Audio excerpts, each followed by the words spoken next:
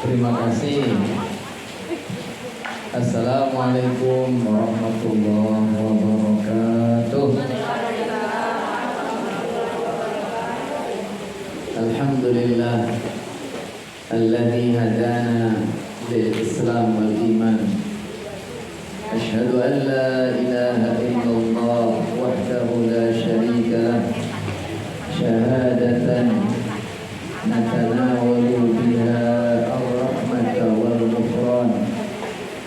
Wa asyhadu anna Muhammadan abduhu wa rasuluh arsalahu bil huda wal furqan.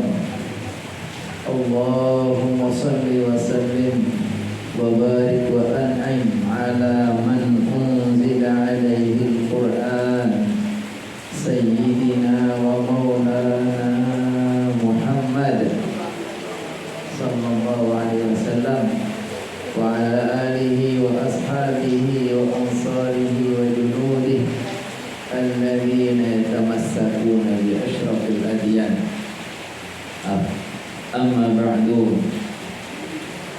Yaqulu Allah Ta'ala fi kitabihil karim. A'udzu billahi minasy syaithanir rajim. Bismillahirrahmanirrahim. Subhanaka la ilma lana illa ma 'allamtana innaka antal alimul hakim. Wa yaqulu fi ayatin ukhra Subhanalladzi asra bi'abdihi laylan minal masjidil haram ilal masjidil aqsa alladzi barakna hawlah linuriyahu min ayatina innahu huwas sami'ul basir. Wa yaqulu sallallahu alaihi wasallam indama su'ila sa'alahu Abu Dzar radhiyallahu anhu qala ayyu masjidin wudi'a 'alal ardi awwalan qala al-masjidul haram thumma ayyun qala al-masjidil aqsa. Sadaqallah wa sadaqa rasuluhun nabiyyul karim. Hadratal mukarramat, ibu-ibu yang semuanya solehah-solehah, istiqomah, muda-muda, calon ahli surga. Di surga itu gak ada orang tua. Yang muda-muda semua, yang 71 pun sekarang jadi 17, insya Allah. Kenapa kita dikatakan semua masih muda? Karena kita ini insya Allah ya, kalau orang rajin ke majelis ilmu, ini kata Rasulullah SAW, itu berarti orang yang rajin datang ke taman surga. Majelis ilmu kata Rasulullah SAW itu raudhatun min riyadil jannah, taman dari taman-taman surga. Kata Rasulullah SAW dalam hadis, idza marartum bi riyadil jannah, wahai umatku, kalau kalian itu tahu, ngelewati atau dengar ada taman surga, farta'u, maka kalian datangi, kalian mampir ke situ. Kalau ada taman surga kita mampir, kita nikmati keindahannya, bunganya yang warna-warni, cakep, ya kan? Kita lihat, kita nikmati, itu taman surga. Kata Rasulullah SAW, kalau kita tahu ada taman surga, hampirilah. Lalu sahabat bertanya, penasaran, apa itu taman surga? Kata Rasulullah SAW, hilaqatul dzikr, yaitu halaqah atau majlis untuk berzikir. Berzikir ini enggak mesti yang dimaksud adalah membaca, enggak mesti harus membaca zikir la ilaha illallah Muhammadur dan seterusnya. Zikir itu artinya orang yang mengingat Allah dengan ayat-ayatnya, dibacakan ayat, dibacakan hadis, dinasehati oleh para guru kita. Termasuk yang dimaksud ahli zikir adalah ahli ilmu. Makanya kata Rasulullah SAW, yang dimaksud ahli zikir, halaqah zikir itu ya majelis ilmu. Sebagaimana Allah berfirman, ketika ada orang tidak tahu, kita disuruh bertanya kepada ahli zikir. Fas'alu ahla dzikri in kuntum la ta'lamun. Kalau kalian tidak tahu, maka bertanyalah kepada ahli zikir. Ahli zikir maksudnya ahli ilmu. Makanya majelis zikir itu ya majelis ilmu. Seperti kita ini. Jadi Masya Allah, Insya Allah karena kita rajin menghadiri majelis ilmu, taman-taman surga ini Insya Allah akan mengantarkan kita, akan betul-betul merasakan indahnya taman surga kelak di akhirat. Amin, amin ya rabbal alamin. Sehingga semuanya akan jadi bidadari-bidadari yang soleha-soleha, cantik-cantik, muda-muda semua. Masya Allah, amin ya rabbal alamin. Nggak ada ya Insya Allah. Insya Allah semuanya akan menjadi ahli surga. Amin amin ya rabbal alamin. Iya, karena di dunia ini ada yang mengatakan manusia itu sekitar mungkin sampai 10 miliar atau 12 miliar. Terus yang muslim itu baru sekitar 20%. Ini kan? Seluruh penduduk baru sekitar 20%, ya kan? Jadi kalau Allah sudah nyiapkan surga, nyiapkan neraka, sudah dibagi ini calon penghuni surga, ini calon penghuni neraka, udah ada ya kan? Insya Allah kalau mudah-mudahan kita ya termasuk yang ahli surga. Insya Allah, Insya Allah. Baik, kita kebetulan sekali kita Masya Allah ini dekat-dekat dengan, udah masuk bulan Rajab apa belum? Kapan mulainya? Hari ini? Ini permulaannya. Sa'ban. Sudah mulai bulan Sa'ban belum? Iya, berarti kita sudah meninggalkan bulan Rajab. Berarti puasa tinggal sebulan. Maka sangat tepat kalau kita pasti penghujung atau setelah kita selesai melakukan ibadah-ibadah di bulan Rajab ini, ada satu peristiwa yang sangat penting dalam sejarah kehidupan Nabi Muhammad SAW dan sekaligus suatu peristiwa penting untuk kita umat Islam, yaitu yang kita kenal dengan peristiwa Isra dan Mi'raj.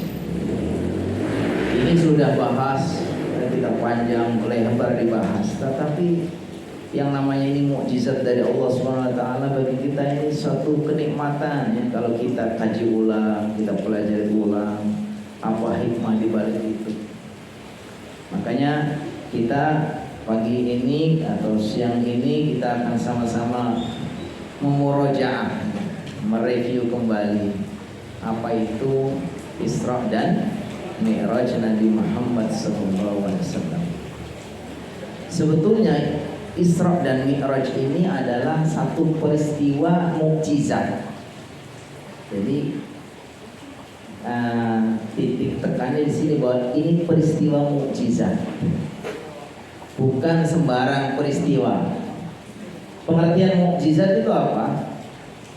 Para ulama mengartikan mukjizat itu amrun khariqun lil 'adah a'tahu Allah ta'ala li nabiyhi aw rasulihi tasdiqan bima ursila bihi. Ngerti maksudnya? Jadi satu peristiwa yang luar biasa.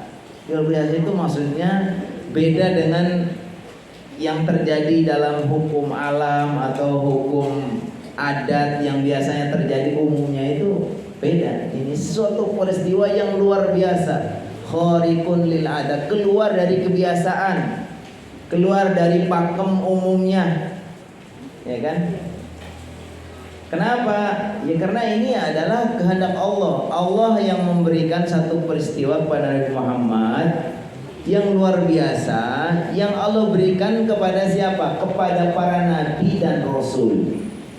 Ini hanya bisa terjadi kepada nabi atau rasul. Untuk apa? Dalam rangka untuk menguatkan kebenaran bahwa beliau itu seorang nabi dan seorang rasul. Jadi kalau bukan nabi bukan rasul, nggak akan bisa mendapatkan mukjizat.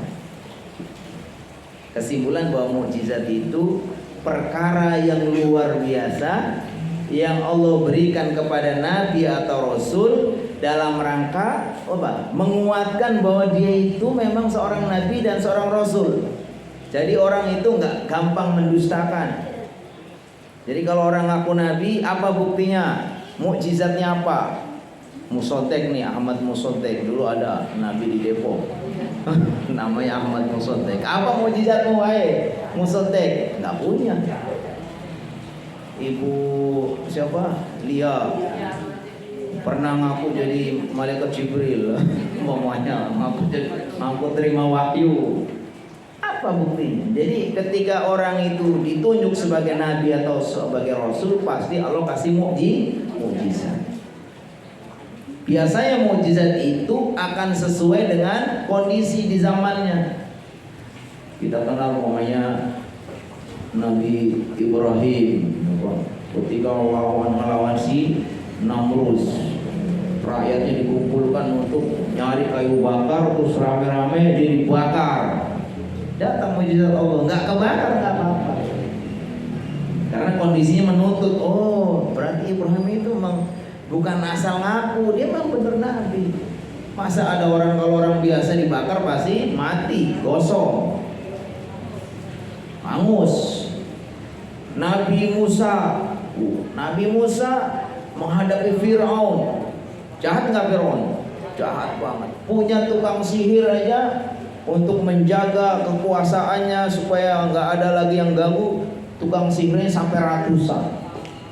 Di daerah itu siapa penyihir yang paling gagah-gagah, yang paling pintar-pintar, ada pokoknya yang ibu-ibu semua dikumpulin tukang sihirnya. Supaya apa? Untuk menjaga kekuasaannya. Nah, tapi yang namanya tukang sihir, ya kan? Itu bukan dari Allah tapi dari setan. Maka Nabi Musa dikasih kekuatan mukjizat untuk mengalahkan tukang sihirnya Fir'aun dengan diberikannya apa? Mukjizat tongkat. Ketika mereka semua menyulap menghancurkan di lapangan, dilihat sama rakyat-rakyatnya, ular gede-gede banget itu disulap sama mereka. Datang Nabi Musa dengan membawa tongkat. Lalu Allah perintahkan, jatuhkan tongkat wahai Musa. Dilempar tongkatnya. Wow, ularnya Nabi Musa mengalahkan semua. Orang jadi tercengang. Oh iya, makanya amanna bi Rabbi Musa wa Harun. Para rakyat langsung, saya percaya kepada Tuhannya Nabi Musa dan Nabi Harun. Nah, karena ini bukan sembarang. Tukang sihir yang hebat-hebat semua dikalahkan. Itu namanya mukjizat. Terus datang lagi Nabi Isa alaihissalam menghadapi masyarakat yang waktu itu semuanya itu membanggakan banget, hebat banget kalau ada orang bisa ngobatin orang, bisa berbagai macam kelebihan-kelebihan, menyembuhkan penyakit, mengobati orang buta. Mereka kalau orang punya keahlian seperti itu baru dipercaya, sangat dihormati, sangat dimuliakan. Maka Nabi Isa Allah kasih mukjizat yang kira-kira bisa mengalahkan semua itu. Orang-orang yang mengobati berbagai penyakit, Nabi Musa bukan sekedar ngobatin orang yang sakit, orang mati bisa dihidupkan. Hebat gak? Dalam rangka apa? Dalam rangka menunjukkan bahwa yang dikatakan Nabi Isa itu bukan sekedar omong kosong, tapi betul dia utusan Allah. Maka Nabi Isa dia bisa ngobatin orang, orang sudah buta bisa melihat lagi, orang bahkan sudah mati bisa hidup lagi. Itu namanya mukjizat. Sekarang Nabi Muhammad juga nabi. Bahkan Nabi Muhammad itu mukjizatnya sangat banyak. Mukjizat yang sampai sekarang masih ada dan terus akan abadi sampai hari kiamat apa? Al-Quran. Tapi selain Al-Quran, Nabi Muhammad juga waktu hidupnya juga banyak mukjizatnya. Di antaranya apa? Mukjizat Isra dan Mi'raj. Jadi kalau sudah dibilang namanya Isra Mi'raj itu kan mukjizat, nggak perlu lagi orang ragu. Yang namanya mukjizat itu artinya sesuatu yang luar biasa yang Allah berikan kepada hambanya yang jadi nabi atau rasul. Ya terserah Allah yang melakukan kok. Makanya kalau sudah itu kan kehendak Allah, yang melakukan itu kan Allah. Nabi Muhammad itu kan hanya pelaku, hanya objek saja yang menjalankan, yang memperjalankan dari Masjidil Haram ke Masjidil Aqsa, kemudian dari Masjidil Aqsa terus naik ke langit 1, 2, 3 sampai 7 sampai Sidratul Muntaha. Itu kan semua Allah. Ya kalau Allah yang berkehendak, apa yang perlu kita ragukan? Idza arada syai'an ay yaqula lahu kun fayakun. Kalau Allah menghendaki sesuatu, begitu mudahnya. Kalau kita nggak cerna seperti itu, kita anggap seperti hukum biasa, bukan mukjizat, ya mustahil. Nabi Muhammad dalam satu malam melakukan perjalanan dari Masjidil Haram. Di mana Masjidil Haram? Di Mekah. Terus jalan ke Masjidil Aqsa. Di mana Masjidil Aqsa? Di Palestina. Jaraknya kurang lebih berapa? Bisa 4.000 kilo. 4.000 kilo. Kalau 4.000 kilo sekarang naik pesawat lumayan cepat ya kan? Tadi berapa jam? Ini ke Indonesia Mekah berapa kilo itu? Cuma 9 jam ya kalau kita umroh. Tapi kita kan bicara zaman dulu. Nabi Muhammad waktu itu hidup di zaman yang teknologi masih sangat berdarah. Mungkin sepeda aja belum ada. Adanya masih apa? Onta, kuda gitu ya. Oh paling yang kendaraan yang paling cepat kuda kali ya. Sepeda belum ada. Motor apalagi. Oh sekarang kan canggih banget nih kan. Sekarang itu ada kendaraan semakin cepat aja. Sekarang kalau umroh itu, kalau yang kelasnya umroh yang bagus itu naik kereta cepat ya. Mekah Madinah biasanya kalau naik bis berapa lama Bu?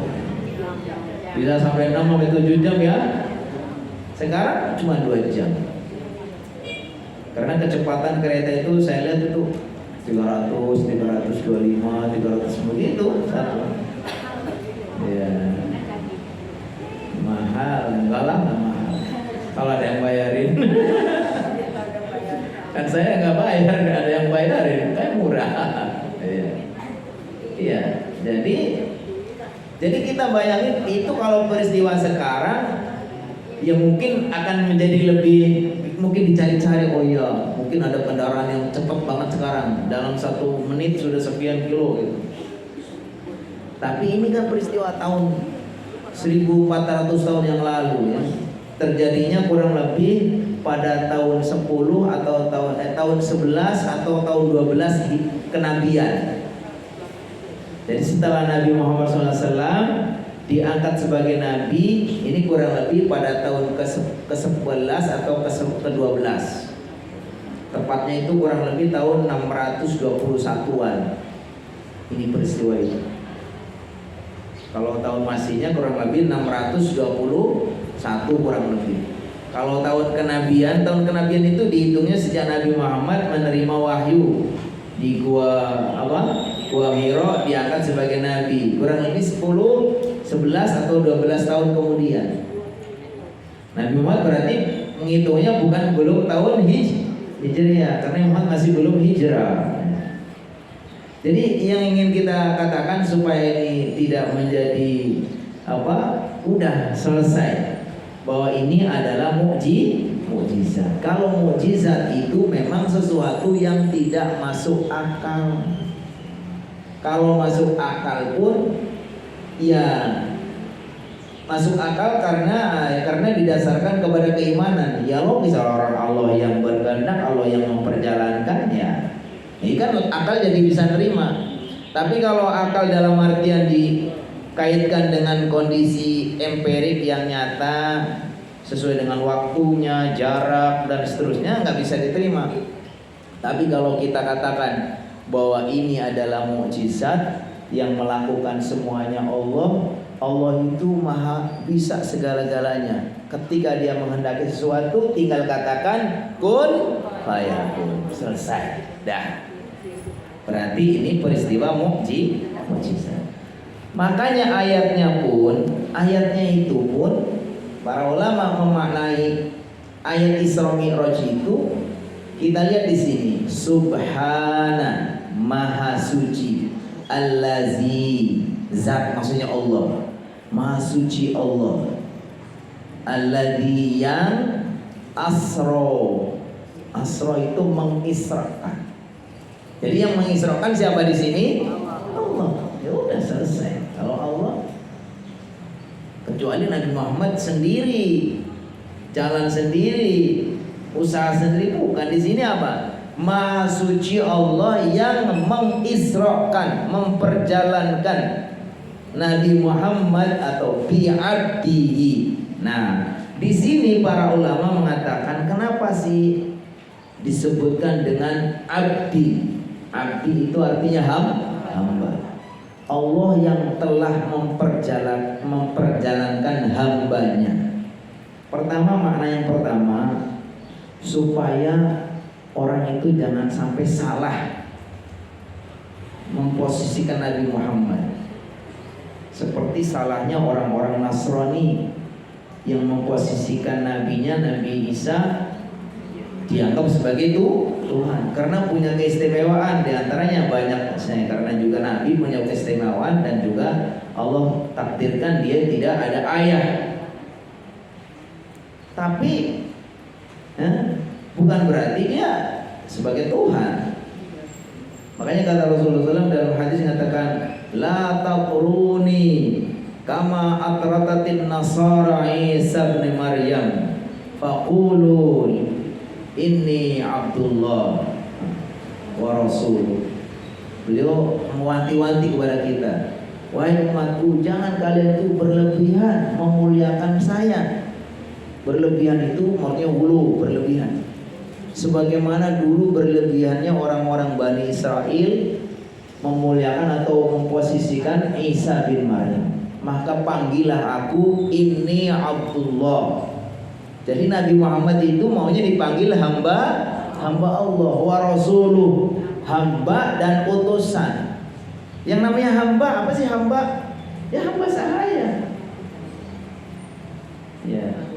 Kalau hambanya manusia, artinya orang itu budaknya manusia. Tapi ini hamba Allah yang maha mulia, yang maha agung, yang maha kuasa. Jadi kita dengan sebagai hamba itu jangan merasa hina, karena hambanya Allah. Kecuali kalau hambanya manusia, namanya budak. Itu diperbudak itu nggak enak banget. Karena budak itu seperti milik orang yang dimiliki orang lain. Zaman dulu ada perbudakan, orang dimiliki sama orang lain, bisa dijual, dipekerjakan, hasilnya diambil sama majikannya. Ntar kalau sudah nggak bisa kerja lagi, jual murah ke pasar. Ya Allah, ada nggak gitu? Ada zaman dulu. Makanya dalam Islam itu dihilangkan itu. Orang-orang yang melakukan pelanggaran dalam Islam dikasih sanksi. Di antaranya sanksinya adalah memerdekakan hamba. Orang yang memerdekakan hamba itu pahalanya besar sekali. Dalam rangka apa? Dalam rangka untuk mengurangi perbudakan. Tapi sekarang sudah nggak ada. Sudah dinyatakan perbudakan itu sudah ada sejak di zaman dulu penguasanya di Arab Saudi ada Umar bin Abdul bukan siapa? Raja Faisal bin Abdul Aziz itu sudah diumumkan ke seluruh dunia bahwa tidak ada perbudakan. Jadi pembantu-pembantu atau khotimah-khotimah yang di Arab Saudi itu bukan budak, karena masih banyak orang salah paham. Dapat nih kiriman tenaga dari Indonesia TKW diperlakukan sebagai nggak boleh, sudah nggak ada. Jadi sekali lagi bahwa di sini Rasulullah digambarkan sebagai hamba Allah. Yang namanya hamba itu terdiri dari dua perpaduan, jasad dan ruh. Orang itu dikatakan hamba kalau ada jasadnya, ada ruhnya. Kalau hanya ruh saja bisa dikatakan hamba enggak? Enggak, hantu. Kalau ada namanya hantu gentayangan, ada orang enggak ada suara mamanya, ibu-ibu ada. Kira-kira gimana? Ada orang manggil-manggil, enggak ada rupanya. Kira-kira hamba bukan? Bukan, hantu. Enggak. Ada jasadnya tapi udah mati, hamba bukan? Bukan, mayit namanya. Nah ini Allah katakan, kita lihat ayatnya, Maha Suci Allah yang memperjalankan hambanya. Hamba itu artinya terdiri dari jasad dan ruh. Makanya ini untuk menyangkal, membantah orang yang mengatakan bahwa Nabi Muhammad itu melakukan Isra Mi'raj itu hanya ruhnya saja. Kalau ruhnya saja bukan mukjizat. Kita juga bisa ya Bu, mimpi jalan-jalan pergi ke Mekah gitu ya. Pernah nggak ibu mimpi itu kemana gitu, tempat enak-enak ya nggak? Mimpi. Kalau kita hanya mimpi mah bukan mukjizat, nggak istimewa lagi, nggak perlu dibahas. Tapi ini jasmani dan rohani. Karena kalau hanya rohani saja, kita juga bisa itu mimpi terbang, ya kan? Nah, saya juga pernah mimpi terbang, itu enak gitu, gitu ya. Benar. Mimpi bisa terbang. Begitu jatuh langsung bangun kita, bukan gitu kan? Itu mukjizat bukan? Bukan. Ya kalau hanya rohaninya, Nabi Muhammad jalan dari Masjidil Haram ke Masjidil Aqsa, terus ketemu dengan nabi-nabi, terus masuk ke langit 1, 2, 3 terus gitu. Kalau hanya mimpi, ya orang nggak ada yang menyangka waktu itu. Kalau Nabi Muhammad SAW pulang dari Isra Mi'raj, terus cerita, ya semalam saya mimpi melakukan perjalanan dari Masjidil Haram ke Masjidil Aqsa. Terus di Masjidil Aqsa saya didaulat jadi imam yang berjamaah semua para nabi-nabi. Terus saya naik ke langit 1, 2, 3. Kira-kira orang kafir percaya nggak kalau Nabi Muhammad cinta mimpi? Percaya. Orang mimpi. Kalau Nabi Muhammad mimpi ketemu dengan para nabi dan seterusnya mimpi, kira-kira ada orang pada percaya nggak? Orang percaya. Karena Nabi Muhammad itu Masya Allah, mulai kecil itu sudah dikenal orang yang sangat jujur. Sampai mereka itu mempunyai atau memberi gelar namanya Al-Amin, karena saking jujurnya. Beda anak ini memang kali kecil, gak seperti anak-anak lain, gak bandel, jujur. Yang lain suka melakukan berbagai macam perilaku yang menyimpang di masyarakatnya, dia gak ikut-ikut. Kenapa? Karena Nabi Muhammad itu memang sudah dipersiapkan dari kecil itu akan menjadi nabi, menjadi rasul. Bahkan waktu kecil itu, ketika umur, ada yang mengatakan umur 4 tahun, ada yang mengatakan umur 6 tahun, itu Nabi Muhammad itu dibedah. Ada peristiwa namanya syaqqu sodri, membedah dada Nabi Muhammad SAW. Setelah dibedah apa? Diambil hatinya, dikeluarkan, dicuci, dimasukkan rahmat dan hikmah. Sehingga itu beliau itu dikatakan ketika dibedah itu diambil yang kotor-kotornya, alaqah yang kotor itu, dikatakan hadza haddus syaitan, ini bagian setan. Jadi unsur-unsur yang punya potensi nanti akan menjadi tidak baik, dengki, apalagi sombong, iri, tegaan, nggak ada lagi sudah. Yang ada itu hanya baik-baiknya. Makanya Nabi Muhammad SAW kan dipuji akhlaknya saking mulianya, wa innaka la'ala khuluqin azim. Sesungguhnya engkau wahai Muhammad mempunyai akhlak yang agung. Allah sendiri yang memuji. Jadi mulai kecil itu memang sudah beda. Dulu pernah heboh ini, ada orang ustaz terkenal, Nabi Muhammad disamakan kayak anak-anak kecil yang lain. Nabi Muhammad bandel nyolong jambu juga. Ya Allah. Pernah dengar nggak? Pernah itu.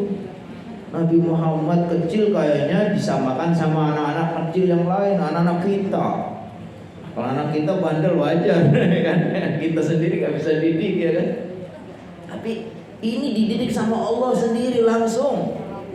Masih kecil sudah dibersihkan hatinya, karena hati ini merupakan pancaran dari apa yang kita katakan, apa yang kita lakukan.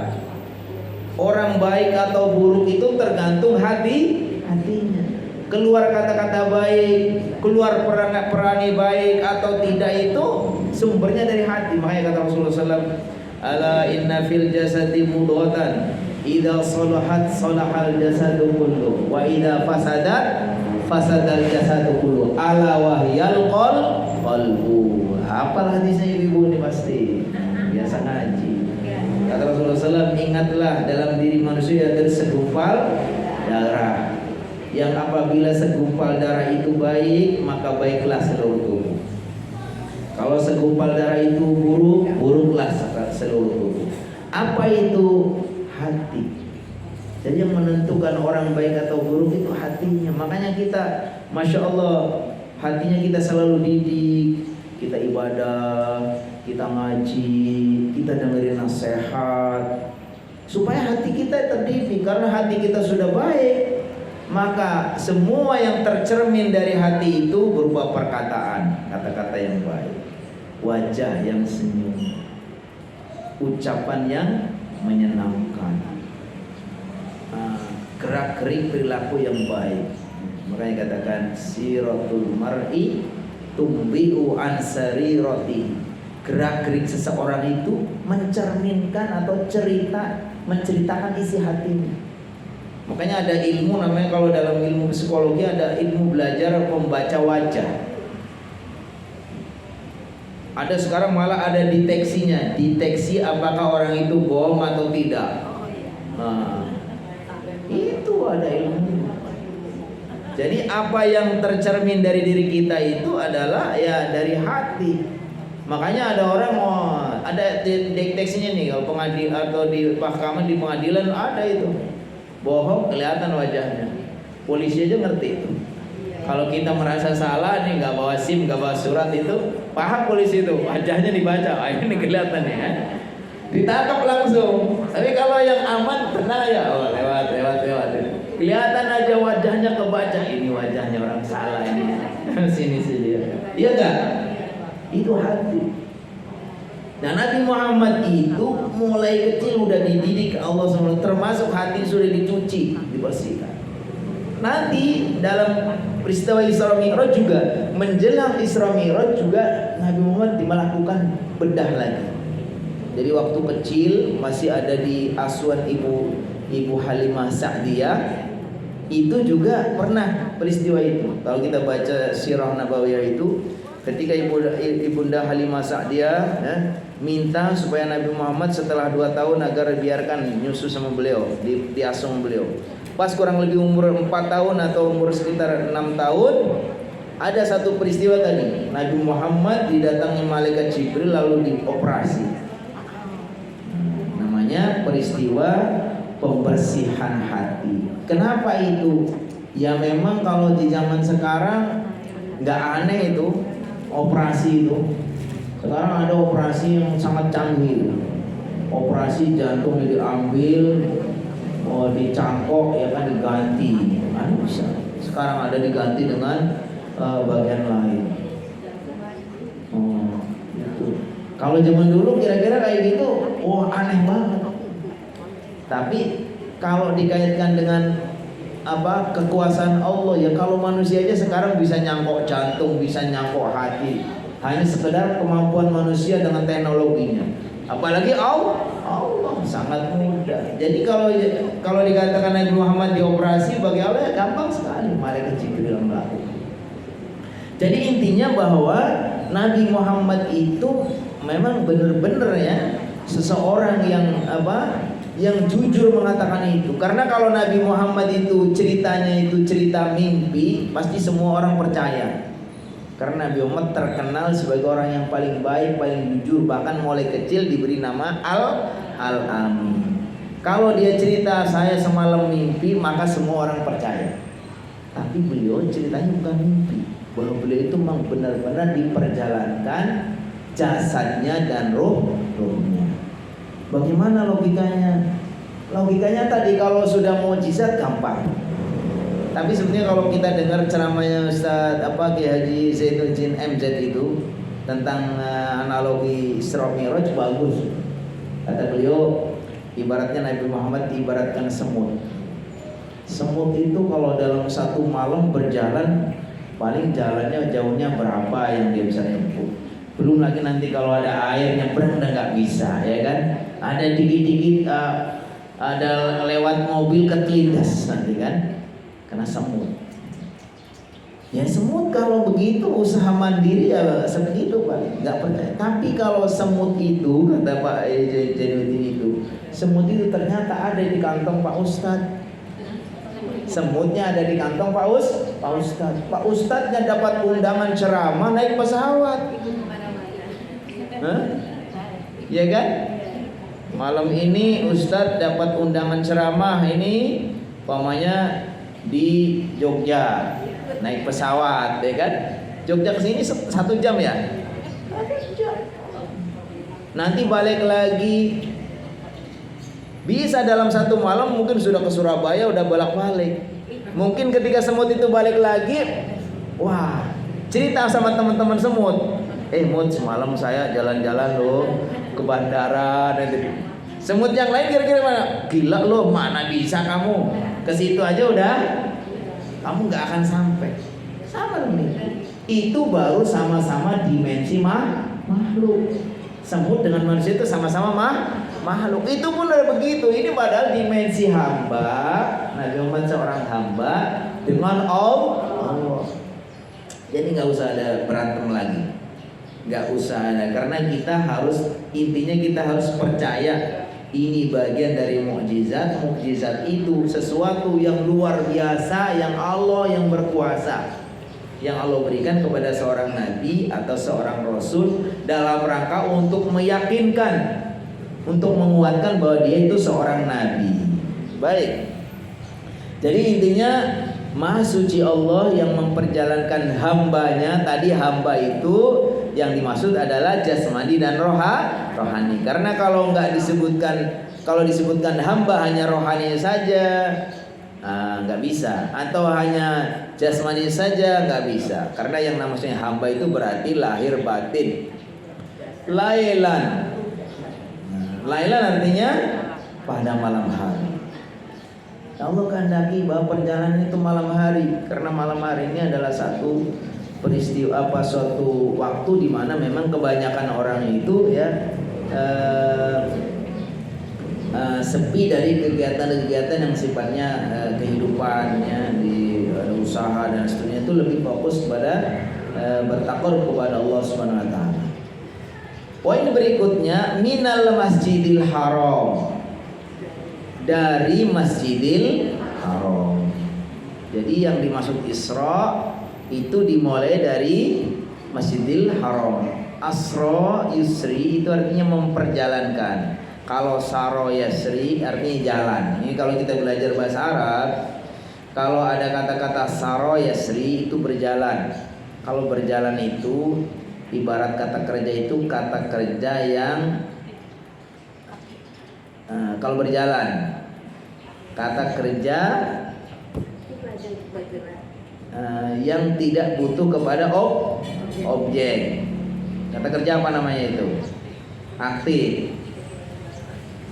Ada kata kerja aktif transitif, ada kerja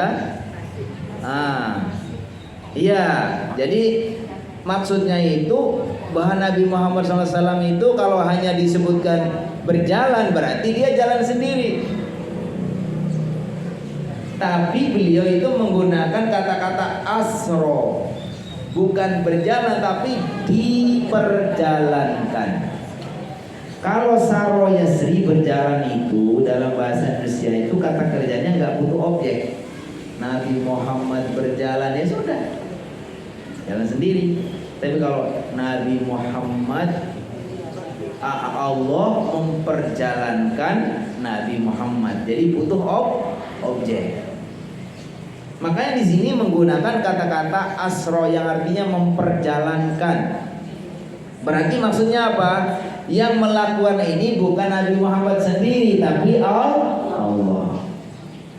Ini kata kerjanya, kata kerja butuh objek. Allah memperjalankan hambanya dari Masjidil Haram. Nah, Masjidil Haram ini Allah sebutkan sebagai satu tempat yang memang sangat istimewa.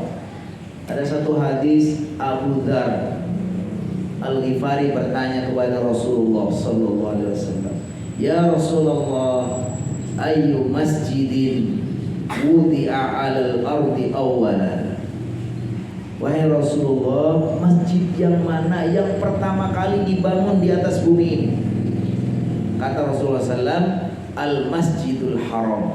Jadi masjid yang pertama kali dibangun oleh Allah Subhanahu wa taala di atas bumi ini namanya Masjidil Haram. Di mana? Di Mekah. Yang sekitarnya, di tengah-tengahnya ada Ka'bah. Masjidil Haram. Kalau kita pergi umroh atau haji, nah itu kita sholat di Masjidil Haram. Keutamaannya luar biasa. Sama dengan berapa keutamaannya? Sama dengan 100.000 kali. 100.000 keutamaannya. Maksudnya begitulah keutamaan tempat ini dibandingkan tempat-tempat lain. Walaupun semua masjid itu kata Rasulullah SAW itulah tempat yang paling baik. Kata Rasulullah SAW, khairul biqa'i 'alal ardi masajiduha. Sebaik-baik tempat di muka bumi ini adalah para masjidnya. Masjid Al-Ikhlas misalnya. Semua masjid itu tempat-tempat yang terbaik menurut Allah. Tapi di antara tempat-tempat yang terbaik itu juga ada yang sangat baik, ada yang terbaik, ada yang pokoknya yang ada yang terbaik. Makanya ada hadis kata Rasulullah SAW, la tushaddur rihal illa ila thalathati masajid. La tushaddur rihal, tidak disyariatkan melakukan suatu perjalanan untuk berkunjung, untuk berziarah, illa kecuali ila salasati masjid, kecuali kepada 3 masjid. Jadi kita ini maksudnya nggak boleh itu menganggap bahwa ada masjid yang istimewa selain 3 ini, sehingga kita karena menganggap istimewa kemudian kita melakukan suatu perjalanan. Oh, saya mau ke Masjid Al-Jabbar. Karena Al-Jabbar itu paling utama loh di Jawa Barat. Sholat di sana pahalanya umpamanya sekian kali. Maka kita para jamaah masjid sini tolong kita iuran, kita kapan berangkat ke Al-Jabbar. Boleh gak kayak gitu? Gak boleh kalau niat begitu. Tapi kalau niat saya mau menikmati keindahan Masjid Al-Jabbar nih, keren nih Pak Ridwan Kamil kan? Pak Ridwan terkenal itu seorang gubernur yang pandai arsitek ya. Udah kesana belum Bu? Wah, itu pasti dulu ya. Tapi jangan salah niat. Kalau niatnya ibu menganggap bahwa Masjid Al-Jabbar itu lebih utama dari Masjid Al-Ikhlas, ibu salah. Oh, saya mau ke Masjid Kubah Mas. Tuh, dulu terkenal juga loh. Pada zamannya itu berapa tahun yang lalu? Kurang lebih 10 tahun, 15 tahun yang lalu itu ada masa kejayaan itu Masjid Kubah Mas itu. Macetnya berbondong-bondong orang. Karena begitu dengar ada Masjid Kubahnya Mas itu dari berbagai daerah, itu khususnya ibu-ibu majelis taklim tuh.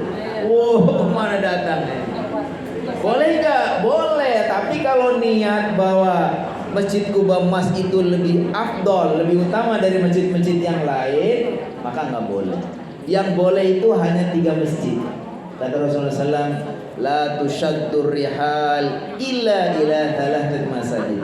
Tidak boleh menyengajakan untuk ziarah ke masjid karena menganggap lebih utama kecuali 3 masjid. Apa? Pertama, Masjidil Haram. Terus yang kedua, Masjidi hada. Masjid itu masjid saya. Saya berarti Masjid Nabawi. Yang ketiga, Masjidil Aqsa. Jadi walaupun nanti mamanya ada masjid yang lebih hebat, bagus, lebih bagus dari Masjidil Haram, lebih bagus dari Masjidil Nabawi, lebih bagus dari Masjidil Aqsa, gak boleh ada keyakinan bahwa masjid itu lebih hebat dari 3 masjid ini. Maksudnya gitu ya. Jadi hadis itu kata Rasulullah SAW, tidak boleh orang menyengajakan untuk berziarah karena menganggap istimewa kecuali 3 masjid. Masjidil Haram itu kalau kita sholat di situ utamanya 100.000 kali. Tapi jangan salah, pulang dari Masjidil Haram, pulang dari umroh, habis itu nggak mau sholat lagi. Udah, ente kalah. Saya kan sekali sholat sana udah 100.000. Akhirnya habis itu pensiun, nggak mau ke masjid lagi, nggak mau sholat lagi. Bukan itu maksudnya. Keutamaannya itu maksudnya fadilahnya. Tapi bukan berarti kalau fadilahnya itu bisa menggantikan kita sholat di sini. Karena sudah sering umroh, sering haji, terus nggak mau sholat lagi. Ada nggak yang kayak gitu? Nggak ada. Kalau ada ya pasti bukan orang sini. Kan sudah orang ngaji, ya kan udah pinter, ya kan.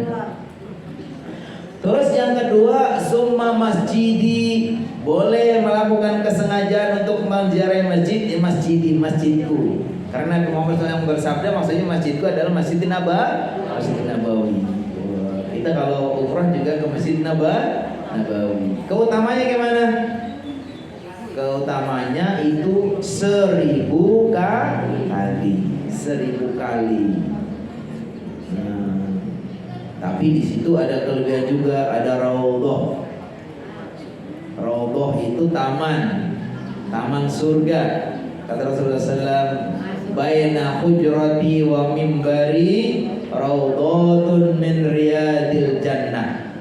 Tempat antara kamarku dan mimbarku adalah taman-taman surga. Jadi itu yang sekarang pakai karpet hijau di raudhah itu diyakini atau ini menurut para ahli itu antara jarak antara dulu Nabi Muhammad tinggal di kamarnya sampai ke mimbar beliau.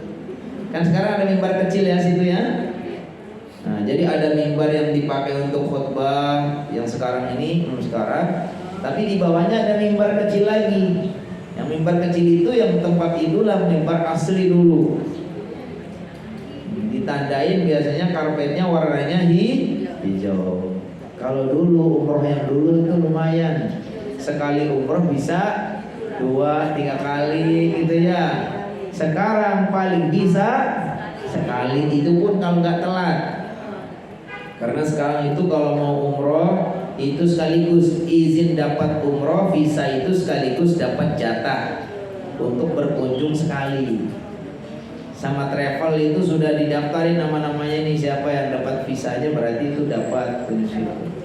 Dikasih jadwalnya, hari ini jam sekian harus sudah nunggu. Begitu nanti pas waktunya udah datang dia nggak ada, udah lewat. Pergi umroh nggak bisa ke raudhah. Kalau dulu masih bisa karena belum diatur kayak sekarang. Bisa kalau gitu cari deh ntar malam kurang lebih masih jam-jam 1 atau jam 2 yang masih bisa ya. Sekarang nggak ada. Kalau dulu memang kelihatan nggak tertib tuh rebutan ya. Tapi kalau sekarang ya lebih tertib, cuman persoalannya hanya sekali umroh paling dapat sekali. Kalau yang nggak umroh gimana? Ada aplikasinya. Jadi aplikasi di-download di HP, nanti dapat ini daftar, kemudian dapat konfirmasi, ditentukan. Kalau nggak dapat konfirmasi, nggak ada jawaban, berarti nggak dapat. Kalau dapat nanti tunjukkan ke askar, Pak ini sudah dapat nih, nah, baru boleh. Ya, semakin banyak menantang, pahalanya semakin besar, ya kan? Ya.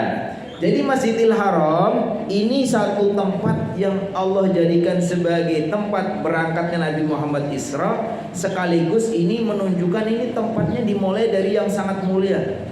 Bumi semua itu ya, memang dikatakan di antara keistimewaan umat Nabi Muhammad, semua bumi itu bisa dijadikan masjid untuk sholat. Tapi tempat yang paling baik adalah masjid-masjidnya yang sudah resmi, masjid ini itu.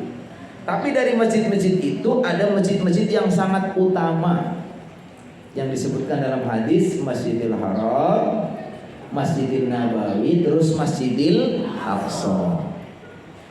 Perjalanan Isra dan Mi'raj itu, Isra-nya itu dari Masjidil Haram ke Masjidil Aqsa.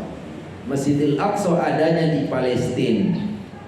Kemudian Masjidil Aqsa itu sebetulnya areal yang luas. Areal yang luas. Di dalamnya itu sekarang ada 2 masjid.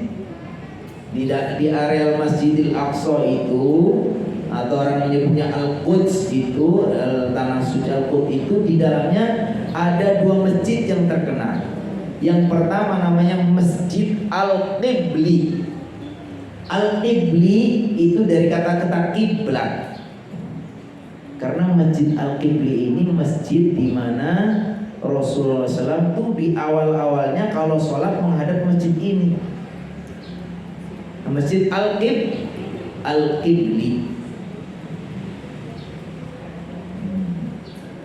Qiblu itu dari kata-kata kiblat, Masjid Al-Qibli. Jadi umat Islam dulu sebelum ada perintah umat Nabi Muhammad dan para sahabat menghadap ke Masjidil Haram itu, sholatnya dulu menghadap Masjidil Aqsa. Itu lama. Sejak awal-awalnya, bahkan dulu orang-orang Yahudi, orang umat-umat zaman dahulu sholatnya masih menghadap Masjidil Aqsa awalnya. Jadi itu di tempat disucikan oleh agama sebelum umat Nabi Muhammad. Terus Nabi Muhammad SAW waktu Isra dan Mi'raj itu naik ke langit lalu menerima perintah sholat.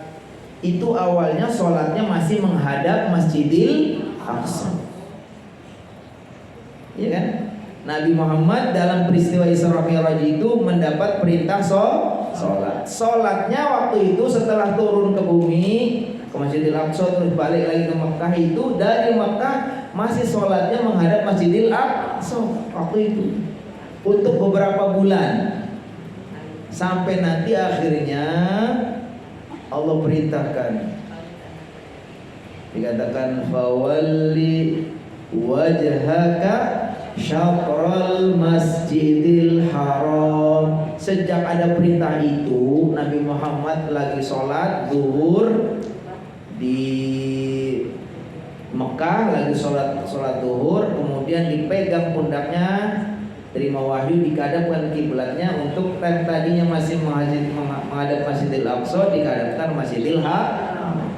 Maka sejak itu kiblat umat Islam sudah berubah menjadi ke Masjidil Haram. Makanya Masjidil Aqsa itu disebut masjid tertua kedua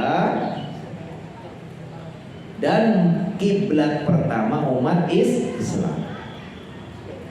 Saya ulang lagi, tadi hadisnya kata Rasulullah SAW ketika ditanya pertama kali masjid dibangun itu Masjidil Haram. Kemudian ditanya lagi sama Abu Dzar, kemudian masjid apa lagi ya Rasulullah SAW? Masjidil Aqsa. Jadi masjid tertua kedua itu adalah Masjidil Aqsa. Ditanya berapa jarak membangun Masjidil Haram dengan Masjidil Aqsa? Kata Rasulullah SAW, arba'ina sanatan. Arba'in artinya apa? Arba'in 40. Ada pinter bahasa Arab nih. Arba'in artinya 40. Kata Rasulullah SAW, jarak dibangunnya Masjidil Haram ke Masjidil Aqsa itu 40 tahun. Terus kalau Masjidil Nabawi belakangnya lagi. Masjid Nabawi itu dibangun setelah Nabi Muhammad SAW ya. Nanti setelah Nabi Muhammad SAW hijrah. Jadi intinya berarti Masjidil Aqsa itu masjid tertua kedua, kiblat pertama umat Islam. Setelah baru ada perintah sholatnya menghadap Masjidil Haram, baru setelah itu bukan lagi sebagai kiblat. Tapi tetap saja bahwa Masjidil Aqsa itu bukan milik orang Palestina saja, bukan milik orang Arab saja, tapi milik kita semua umat Islam. Makanya kalau sekarang ini sedang dalam bahaya, karena sekarang itu Masjidil Aqsa itu termasuk sekitar wilayahnya semua itu yang menguasai bukan umat Islam, bukan orang Palestina lagi, tapi orang Israel. TKM-nya yang urus-urus semua perjalanan ke sana itu semua orang Israel. Maka ada fatwa untuk sekarang ini sebelum Masjidil Aqsa itu dibebaskan dari tangan Bani Israel, tangan orang Israel, kekuasaan Israel itu, sebaiknya kita tidak usah memaksakan berkunjung ke sana. Sebaiknya. Kenapa? Karena kalau sekarang kita memaksakan ke sana, sebetulnya semua pengurusan itu ada di tangan orang Israel. Nanti duit kita, visanya ke sana diambil ke orang Israel. Semua belanja kita semua itu semua orang Israel. Duitnya diambil sama mereka, sebagian untuk membeli senjata untuk nembakin orang-orang Palestina. Kejam nggak? Bahkan itu tahun 1969 itu, ini orang-orang Yahudi ortodoknya itu sampai membakar masjid. Masjidnya dibakar. Mimbar Salahuddin Al-Ayyubi yang di mana Salahuddin Al-Ayyubi membuat mimbar, dan dia waktu masih hidupnya beliau itu khutbah di atas mimbar itu kebakar semua. Jadi yang dulu membebaskan Al-Aqsa diantaranya adalah Salahuddin Al-Ayyubi. Dan Salahuddin Al-Ayyubi itu bukan orang Arab, bukan orang Palestina. Orang mana? Orang Al-Aqra, orang Kurdi, orang Kurdistan. Orang Kurdi, orang bangsa Kurdi. Jadi ternyata ya untuk membela Masjidil Aqsa, membela Palestina nggak mesti orang Palestina, orang nggak mesti orang Arab. Ternyata Salahuddin Al-Ayyubi itu bukan orang Palestina, bukan orang Arab, tapi orang Kurdi, bangsaan Kurdi. Itu ya.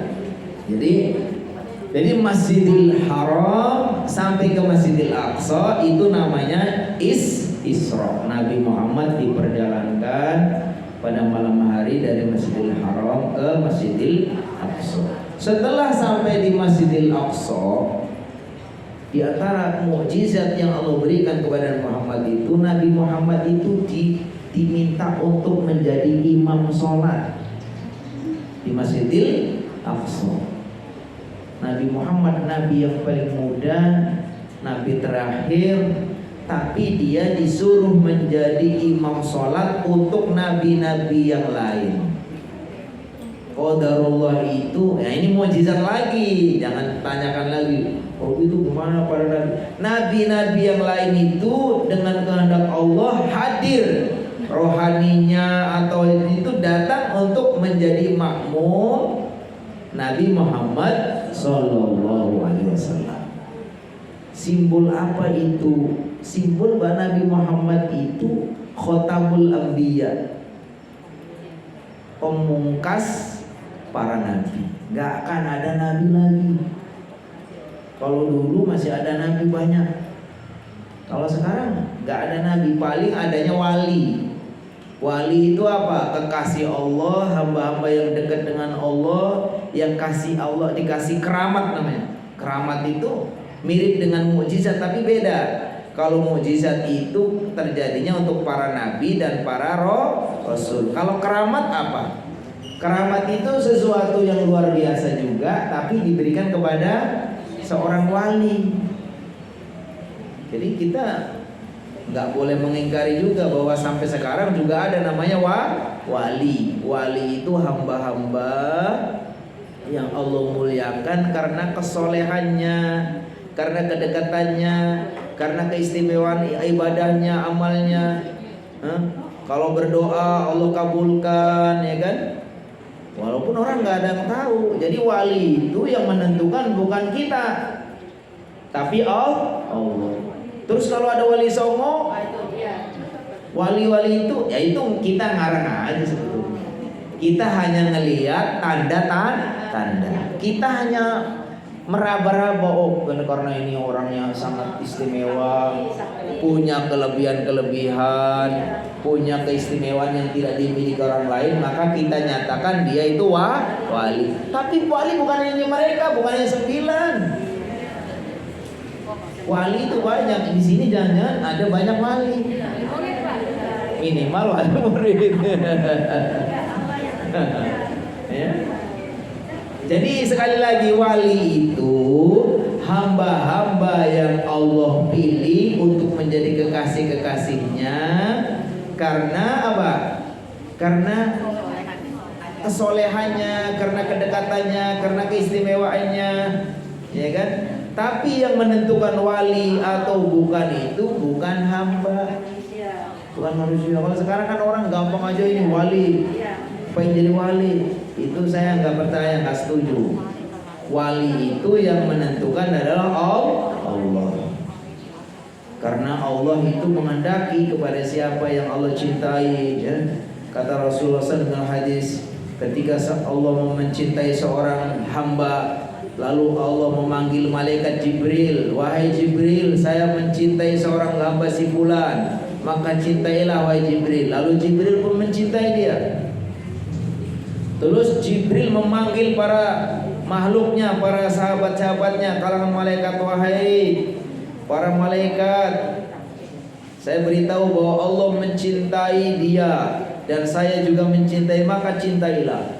Kalau orang sudah dicintai Allah, cintai para malaikat, maka orang itulah yang menjadi wali. Tapi itu peristiwa yang kita tidak tahu.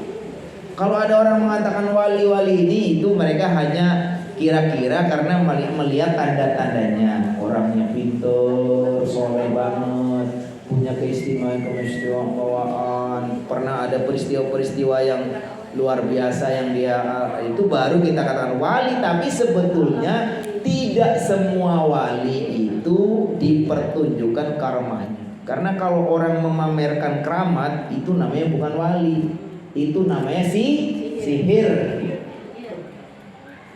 Jadi ada orang ngaku wali, dari kantongnya keluar 100.000, wirid keluar duitnya, pasti itu bukan wali.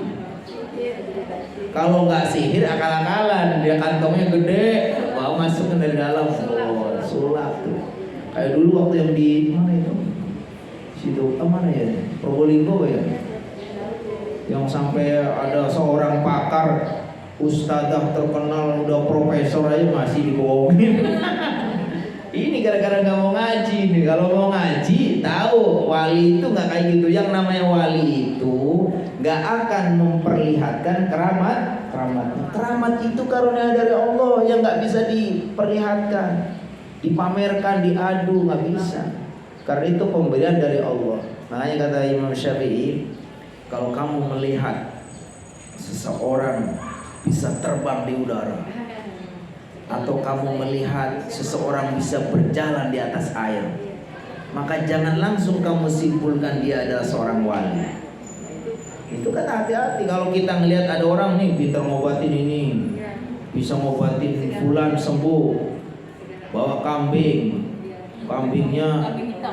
kambing hitam, nanti kambingnya itu dijadikan korban, penyakitnya dipindahin ke kambing ini. Habis itu zikirnya, waduh, gak usah percaya. Kalau percaya mah bisa ngaji di kita, ngajinya sama. Kalau muridnya Ustaz Khairul mah gak akan percaya gitu ya. Percaya. itu nggak bisa dipamerkan, nggak bisa diadu-adu. Keramat itu memang karunia Allah. Allah menghendaki, karena saking Allah cintanya kepadanya, Allah kasih keistimewaan. Dengan berkahnya, usahanya gampang. Orang mendoakan orang sakit dia cepat sembuh. Itu namanya keramat. Tapi keramat yang paling besar dikatakan al-istiqamatu a'zamul karamati. Istiqomah beribadah itu keramat yang paling besar. Jadi siapapun yang rajin ibadah, rajin ngaji, rajin ke majelis itu dapat keramat. Keramat artinya apa sih? Karomah itu dari kata karomah artinya kemuliaan. Al-Qur'anul Karim, Quran yang mulia. Keramat itu artinya kemuliaan. Tapi karena udah kayak bahasa Indonesia keramat, kiranya kalau keramat itu yang rambutnya panjang, gondrong, bisa ngobatin nih kalau digunting rambutnya kagak mempan, bisa ini bisa itu. Bukan keramat itu. Jangan-jangan itu tukang sihir. Kalau keramat yang sebenarnya itu karunia dari Allah dan dia nggak merasa. Tiba-tiba karena Allah sayang kepadanya, Allah kasih keistimewaan. Tapi nggak bisa diadu-adu, dipamerkan. Kalau bisa dipamerkan itu bukan keramat, tapi itu sihir. Nah sekali lagi, jadi kembali lagi tadi minal masjidil haram ilal masjidil aqsa, sampai ke masjidil aqsa tadi. Masjidil aqsa, kata-kata al-aqsa artinya itu jauh. Al-aqsa artinya jauh. Jadi masjidil haram, haram itu artinya haram, berarti maksudnya haram di sini maksudnya mulia. Maksudnya begitu mulianya sampai kalau orang melakukan hal-hal yang tidak terpuji itu sangat berdosa, makanya disebut masjidil haram. Masjidin Nabawi berarti masjid yang milik atau terkait dengan Nabi, karena dibangun ketika zaman Nabi. Kalau Masjidil Aqsa, Aqsa artinya apa? Jauh. Perjalanan dari Masjidil Haram ke Masjidil Aqsa itu perjalanan yang jauh. Tapi ada para ahli bertanya, kenapa sih Nabi Muhammad sebelum di-mi'rajkan, mi'raj artinya dinaikkan ke atas, nggak langsung saja dari Masjidil Haram? Padahal menurut teori jarak bumi yang terdekat, poros bumi yang paling dekat dengan langit itu adanya di mana? Di Masjidil Haram. Harusnya kalau pengen udah langsung aja nanya. Tapi kenapa harus dia pergi ke masjid yang jauh dulu, dari Masjidil Haram ke Masjidil Aqsa? Kenapa? Ini menunjukkan bahwa menurut Syekh Siap, baru-baru ini kita kedatangan tamu dari Palestina ke pesantren Madinatul Quran ya. Syekh Mahmud Siap. Syekh Mahmud Siap ini putra dari Imam Besar Masjidil Aqsa. Syekh Mahmud Siap ini putra dari dulu Imam Besar Masjidil Aqsa. Imam Besar Masjidil Aqsa ini ayahnya itu dulu sangat dicari-cari, sangat dimusuhi sama orang Israel, sehingga dia dan keluarganya Pak Syekh Mahmud ini selama hidupnya ya nggak pernah pindah-pindah. Pernah tinggal di Kuwait, sekarang tinggalnya di Turki, karena sangat dicari. Orang-orang itu musuhi sama orang Israel, ya kan? Siapa yang nggak mau jadi antek Israel, dia kejar-kejar terus, ya kan? Sekarang mereka yang aman-aman ya karena mau ngikutin aturannya, mau tunduk. Ini kalau yang tidak mau ya kan? Makanya disebutkan bahwa Syekh Mahmud Syekh itu ketika datang, kata beliau di antara kenapa hikmahnya, karena secara teori itu jarak yang paling dekat ke puncak atau ke langit itu harusnya dari Masjidil Haram. Tapi kenapa dia harus diperjalan ke masjid yang jauh dulu? Ini menunjukkan bahwa akidah kita, umat Islam ini akidahnya itu terikat ya, antara hubungan kita dengan Masjidil Haram dengan Masjidil Aqsa. Masjidil Haram sebagai masjid yang tertua pertama, Masjidil Aqsa sebagai masjid tertua kedua, sekaligus sebagai kiblat pertama. Artinya kita jangan sampai melupakan Masjidil Aqsa. walaupun jauh, walaupun sekarang udah nggak menjadi kiblat lagi, tapi itu menjadi kewajiban kita bahwa Masjidil Aqsa itu bukan hanya milik orang Palestina, bukan milik orang Arab saja, tapi milik umat Islam. Sampai Nabi Muhammad mau Isra Mi'raj aja mampir dulu, nggak langsung. Setelah sampai di Masjidil Aqsa, itu ditambatkanlah buruknya, itu dinamanya haid buruk. Haid buruk. Haid itu artinya dinding. Buruk itu buruk. Buruk itu kendaraan. Kalau yang disebutkan dalam kitab kita itu adalah lebih kecil dari bighal, lebih kecil dari kuda, lebih besar dari himar. Sedang. Itulah yang dinaikin oleh Nabi Muhammad. Kendaraan dari surga, dari Allah SWT, ya kan? Yang begitu cepat, yang kita nggak bisa bayangkan kayak sekarang. Sekarang kan ada teknologi yang canggih banget, ada pesawat apa namanya kita nggak tahu. Nah itu masih kalah aja. Karena yang teknologinya Allah yang membuat, ya kan? Kalau sekarang teknologi manusia mungkin bisa kecepatan kereta yang paling cepat di Jepang itu 1 jam sampai sekitar 600 sampai 700 1 jam kilo. Kalau kemarin kalau di Mekah ini ada kereta cepat itu sekitar 300 sampai 350 Mekah Madinah itu. Tapi ada kereta yang cepatnya sampai 700. Kalau pesawat mungkin seberapa cepatnya? Itu teknologi manusia itu yang buat manusia. Manusia itu lemah, kita ini manusia karena pinter, karena Allah juga yang ngasih otak. Tapi ingat, otak manusia itu kalau Allah mau geser sedikit nih sarafnya, ada yang ini udah blank semua. Saya punya teman insinyur pinter hebat, buat macam-macam. Pas stroke saya datang, padahal tiap hari kenal saya. Begitu saya datang ke ruangnya itu, gak ingat siapa, gak ingat. Padahal tiap hari bareng. Ya kan? Kita nggak boleh nyombong ini otak ini, kalau Allah sudah kasih, nggak usah lah. Walaupun kita pinter, sekolahnya tinggi, kalau Allah kehendaknya nih saraf otaknya ada yang konslet dikit gitu, selesai. Tapi walaupun terbatas kayak gitu, otak nih bisa buat teknologi, termasuk tadi bikin kendaraan bisa cepat. Tapi bagaimanapun hebatnya teknologi manusia itu, nggak ada apa-apanya dengan teknologi Allah. Allah kasih buruk cuman itu, udah nggak ada yang bisa ngelawan. Ditambahkan dinamanya haitul buruk. Haitul buruk ini sekarang disebut dengan tembok ratapan. Tembok ratapannya orang Yahudi. Jadi kalau orang Yahudi sekarang ini sedang beribadah di sana itu manggut-manggut di depan haitul buruk. Itu namanya jidarul tembok ratapan. Mereka meratap. Itu padahal dulu adalah tempat menambatkan buruknya Nabi Muhammad SAW sama Jibril.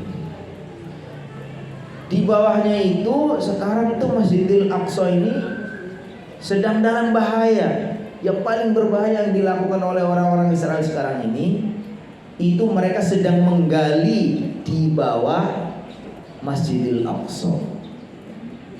Menggali dengan alasan mereka katanya ingin mencari Haikal Sulaiman.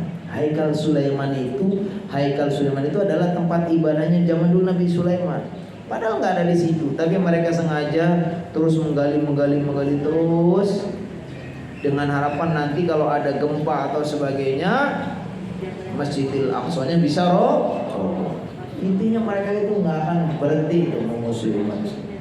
Walau tarda angkal yahudu walan nasara hatta tattabi'a millatahum.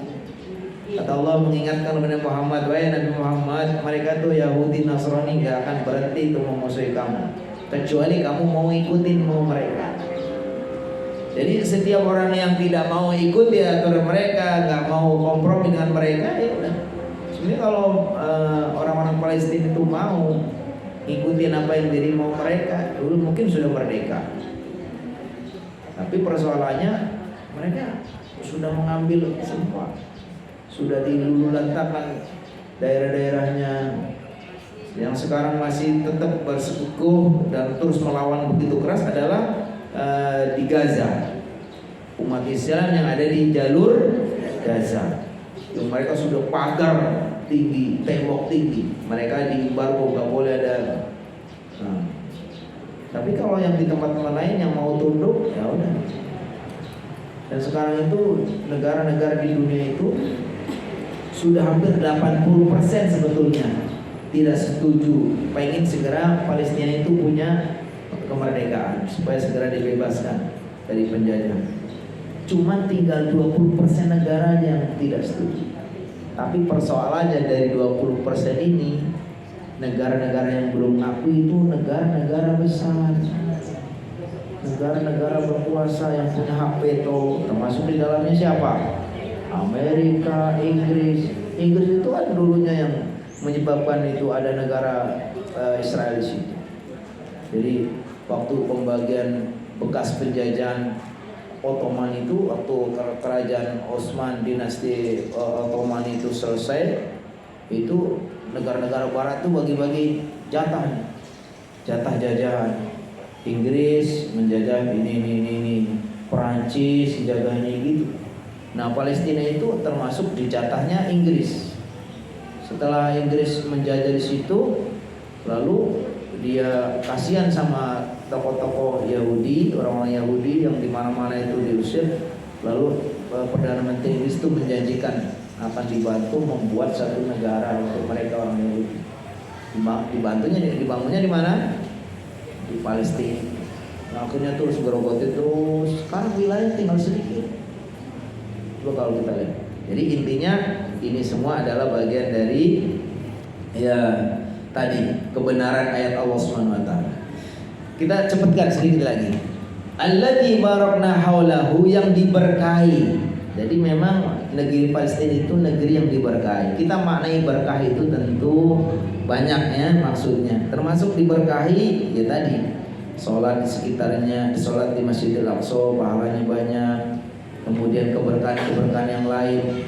Kalau sekarang itu kalau di wilayah Palestina untuk daerah-daerah tertentu, para hafiz Al-Quran dan seterusnya itu masya Allah ya.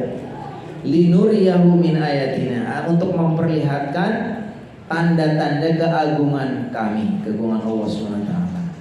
Innahu, sesungguhnya Allah Subhanahu wa taala huwas samiul basir, yang maha mendengar lagi maha melihat. Ini namanya peristiwa Isra. Nanti Mi'rajnya naik ke atas terus sampai Nabi Muhammad ketemu untuk menerima perintah sholat. Lalu turun kembali, diperintah, dapat perintah 50 kali sholat. Nah, pas balik di langit ke-6 ketemu dengan Nabi. Jadi kalau kita urutannya naik ke langit pertama ketemu Nabi Adam, langit kedua ketemu Nabi Isa, langit ketiga ketemu Nabi Yusuf, langit keempat ketemu Nabi Idris, langit kelima ketemu Nabi Harun, langit keenam ketemu Nabi Musa, langit ketujuh ketemu Nabi Ibrahim. Selesai dapat itu naik ke Sidratil Muntaha, ke Mustawan, balik lagi. Pas mau balik di langit ke-6 ketemu Nabi Musa. Wahai Muhammad, saudaraku, kamu dapat amanah apa? Perintah apa? Saya dapat perintah untukku dan umatku sholat 50 kali. Kata Nabi Musa, waduh, jangan mau. 50 kali berat, umatku yang hebat-hebat itu enggak kuat, apalagi umatmu nih. Minta lagi kurangnya 10, akhirnya tinggal 10. Tinggal 10, pas tinggal 10 naik lagi dikurangi cuma 5. Maksudnya 5, kata Nabi Musa, 5 masih berat, minta atu aja kan. Nah, tapi Nabi Muhammad kayaknya merasa sudah malu ya, udah berkali-kali dikurangi, udahlah. Akhirnya alhamdulillah walaupun 5 kali tapi keutamanya sama dengan 50 kali. Masya Allah. Jadi intinya oleh-olehnya yang paling penting Isra dan Mi'raj adalah sholat. Karena sholat itu istimewa banget. Kalau ibadah-ibadah yang lain, kalau perintahkan itu langsung. Biasanya ketika Nabi Muhammad ada di bumi, perintah zakat, perintah puasa, perintah haji, perintah umroh, semua Nabi Muhammad ada di bumi. Tapi ketika diperintah untuk sholat, Nabi Muhammad dipanggil ke langit. Ini menunjukkan bahwa ibadah sholat itu sangat istimewa. Makanya kata Rasulullah SAW, awwalu ma yuhasabu bihil abdu yawmal qiyamah as-sholat. Amal yang pertama kali nanti diperiksa sama Allah adalah sholat. Kalau sholatnya bagus, selesai semua. Makanya kata ulama, perbaikilah sholatmu biar Allah memperbaiki kehidupanmu. Enak gak? Kalau kita baik sholatnya, insya Allah jangan khawatir ya. Insya Allah semua akan diatur sama Allah menjadi baik. Baik, kayaknya nggak bisa sangat detail karena ceritanya panjang ya. Tapi mudah-mudahan sudah bermanfaat. Ini mengingatkan kita semua. Yang lain lagi kan, kalau ibu udah berpinter lagi lah. Mau usah kebanyakan ngaji, nanti kepinteran. Ya cukup ya. Waktunya sudah cukup. Apakah ada yang mau menambahkan? Adakah yang mau bertanya? Kalau mau bertanya syaratnya 3. Pertama, bertanya karena tidak tahu. Kalau udah tahu harus bertanya. Yang kedua, sudah tahu tapi kurang yakin, boleh. Yang ketiga, sudah tahu, sudah yakin, tapi maunya yang lain juga ikut tahu, biar yang lain dengar jawabannya. Boleh nggak kayak gitu? Boleh. Yang keempat, ngetes ustadznya. Boleh nggak? Nggak boleh kalau gitu. Kalau nggak ada 3 tadi berarti nggak ada. Pinter semua pas. Gimana? Baik. Insyaallah karena sudah pintar semua, alhamdulillah. Mari kita sempurnakan dengan sama-sama berdoa kepada Allah Subhanahu wa taala. Mudah-mudahan apa yang kita pelajari menjadi ilmu yang bermanfaat, menjadikan kita semakin dekat dengan Allah Subhanahu wa taala dan bisa kita amalkan dalam kehidupan kita. Alhamdulillahirabbil alamin, hamdan yuwafi ni'amahu wa yukafi'u mazidah. Ya Rabbana lakal hamdu wa lakal syukru kama yanbaghi li jalali wajhika wa 'azimi sultanik. Allahumma shalli wa sallim ala sayyidina Muhammad wa ala ali sayyidina Muhammad. Allahumma ighfir lana dhunubana wa liwalidina warhamna warhamhum kama rabbayana shighara. Allahumma ij'al jam'ana hadha jam'an marhuma wa tafarraqana min ba'di tafarruqan ma'suma. Allahumma inna nas'aluka 'ilman nafi'a wa rizqan thayyiban wa 'amalan mutaqabbala. Allahumma nas'aluka 'ilman ladunniya wa 'ilman nafi'an waftah qulubana futuhal 'arifin waj'alna min 'ulama'ikal 'amilin al-mukhlisin bi rahmatika ya arhamar rahimin. Rabbana atina fid dunya hasanah wa fil akhirati hasanah wa qina adzabannar. Wa sallallahu ala khairi Muhammad wa ala alihi washabbihi ajma'in. Subhana rabbika rabbil 'izzati 'amma yasifun wa salamun 'alal mursalin walhamdulillahi rabbil alamin. Mari kita tutup sama MC atau tutup langsung? Langsung. Mari kita tutup dengan sama-sama membaca doa kafaratul majlis. Subhanakallahumma wa bihamdika asyhadu an la ilaha illa anta astaghfiruka wa atubu ilaik. Assalamualaikum warahmatullahi wabarakatuh.